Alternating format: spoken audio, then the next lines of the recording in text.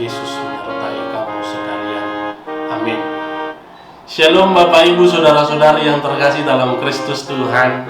Kita bertemu kembali dalam renungan harian HKBP Depok 1 yang mempersiapkan bekal rohani kita, yang mengantarkan kita sebelum melakukan aktivitas dan pekerjaan kita dalam satu hari ini.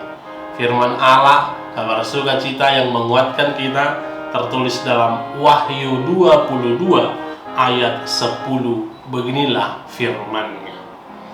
Lalu ia berkata kepadaku, jangan memateraikan perkataan-perkataan nubuat dari kitab ini, sebab waktunya sudah dekat. Demikian firman Tuhan. Bapak Ibu Saudara-saudari yang terkasih dalam Kristus Tuhan, ketika saya membaca firman ini, ada sesuatu yang menjanggal, yang mengganjal di dalam pikiran saya.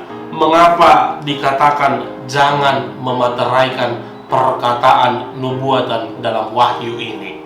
Seperti yang kita ketahui bersama bahwa wahyu adalah ungkapan penyingkapan apa yang akan terjadi di akhir zaman nantinya. Nubuatan-nubuatan malaikat Tuhan kepada Yohanes tentang apa yang akan terjadi di akhir zaman nantinya. Justru harusnya kita memateraikan itu untuk mempersiapkan diri kita. Akan tetapi malaikat Tuhan yang berkata pada ayat kita hari ini justru mengatakan kepada Yohanes agar tidak memateraikan nubuatan yang telah difirmankannya kepada Yohanes. Mengapa bisa demikian? Sedangkan di dalam perjanjian lama justru Allah memerintahkan kepada umatnya, kepada bangsa Israel, kepada Musa, kepada Yosua agar memateraikan firman Tuhan di dalam hatinya. Mengapa? Malaikat Tuhan justru melarang agar tidak memateraikan nubuatan ini ke dalam hati setiap manusia. Hanya ada satu jawabnya agar kita lebih mengerti. Kita membaca di ayat 11.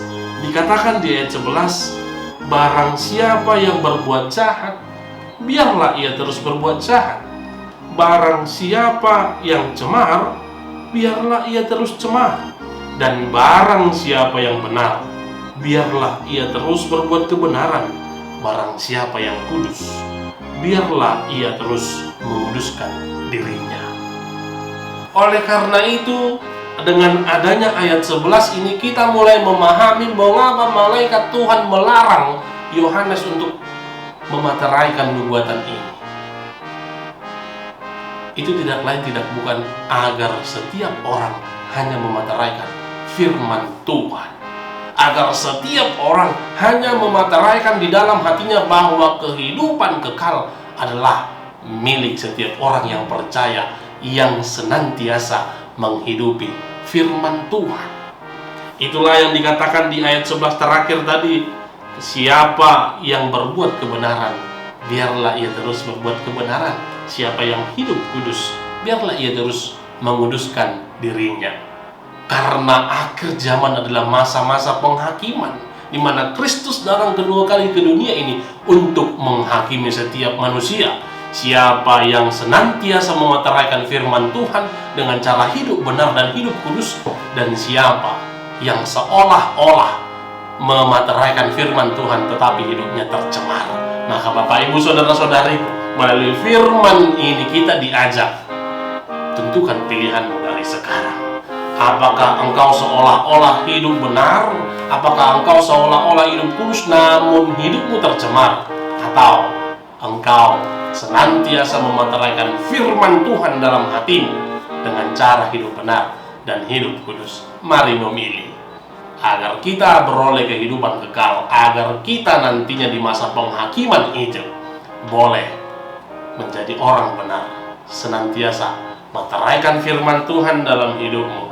Bukan nubuat-nubuat apa yang akan terjadi, tetapi dengan memateraikan firman Tuhan, maka hidup saudara-saudari akan senantiasa hidup benar dan senantiasa hidup kudus. Selamat memilih. Tuhan Yesus menyertai. Shalom.